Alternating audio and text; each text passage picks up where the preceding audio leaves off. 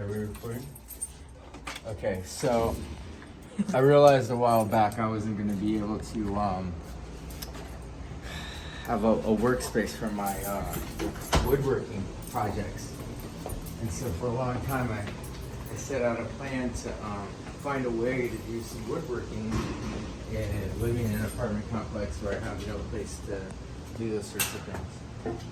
So I've been for a long time planning on making a bench in my truck. And the problem that's been with doing so is that it's cramped space. It's really hard to do that. So finally I built it, put together now. You know, I'm not a professional builder by any means. You know, everything I've done is, here's the truth of the matter. I spent about 9 months doing construction and I got the bug to like build things. And so I built this deck platform in my truck right here. This is dry fit. And I just recently built this table.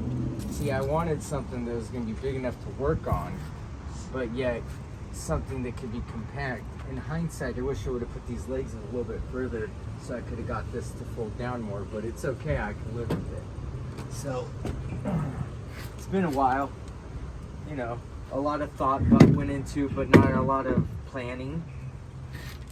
I decided to make a workbench I could fold out, put some legs on it. It's 2-piece, and in the middle I'll have a router set up so I can route with it right here from the tabletop, move my pieces of wood that way. I'm really excited to see, as you can see, I did a poor job. This is literally the first time I used my router, and I routed out this edge here. I found this table from a table that was just sitting out by the trash can that is literally over there.